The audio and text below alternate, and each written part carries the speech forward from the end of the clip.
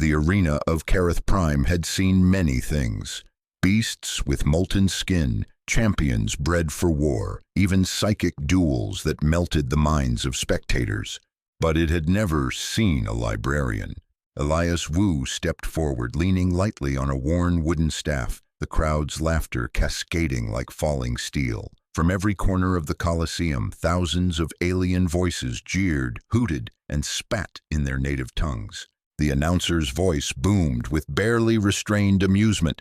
Representing Terra, Elias Wu, human, profession, historian.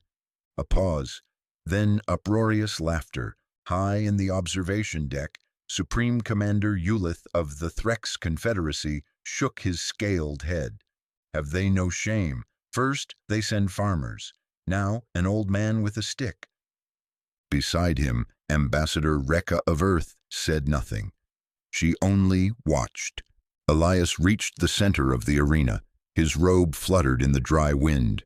The staff tapped the stone once, twice. Then he stood still. No armor, no implants, no fear. Across from him, his opponent stomped forward. 8 feet of muscle and chitin, champion Khal of the Vorn Dominion. His claws dripped with neurotoxin. His jaws had crushed durasteel. Khal grinned, mandibles twitching. You cannot be serious, old thing. Do you wish to die with dignity? Then kneel. Elias looked up at the towering brute. Then he adjusted his glasses. You know, he said gently, his voice almost lost in the wind, your people once lost an entire war to a drought. Khal blinked. Year 7123, third galactic cycle.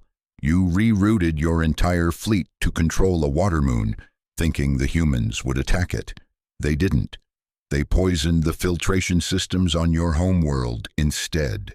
Quietly, efficiently, you surrendered in 6 days. The Vorn champion snarled. The crowd, once roaring, leaned in. Elias smiled kindly. I'm not here to fight you, Khal. I'm here to remind the galaxy.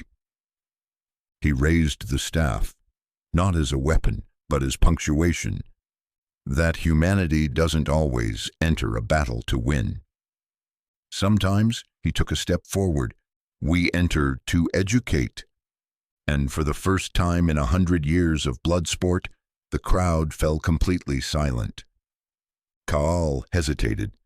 The words shouldn't have mattered, not to a warrior bred in hatching vats, trained to kill by instinct. But something in Elias's voice made the great Vorn champion pause. Not fear, not threat, certainty. I have studied you, Khal, Elias said softly, circling with the grace of a man more teacher than soldier. I know your species' reliance on aggression masks a deep survival panic rooted in pre-contact evolution. Your rage isn't power, it's fear, ritualized. Khal roared and charged. The arena erupted in anticipation, but Elias didn't flinch. He moved just enough, letting the momentum pass him. The staff flicked outward, not to strike, but to touch. A small tap precisely under Khal's jaw hinge. The champion staggered. Confusion flashed across his expression. Nerve cluster, Elias whispered. Known weakness, suppressed in your records after the defeat at Sindar Pass. You lost 4,000 warriors before admitting it existed. Khal growled, lashing out again. Again, Elias flowed around him. Another touch, elbow joint, then a wrist, then a tendon near the spine. Each motion exact, surgical. We don't hit harder, Elias murmured, voice carrying through the stunned arena. We simply pay attention longer. Khal collapsed to one knee, not from pain, but from realization. The crowd watched, breath held. This human wasn't fighting. He was dismantling. Khal looked up, his voice cracked. What are you? Elias tilted his head like a man answering a student's final question. I'm what happens when your entire species dismisses humanity as a footnote. He turned his back to Khal. And the champion, the undefeated warrior of 1,000 battles, lowered his head and yielded. The arena remained silent. Then a slow rising murmur spread like fire through the crowd, not of outrage, but awe.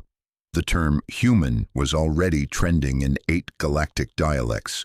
From the box above, Commander Ulith stood frozen, his voice barely audible.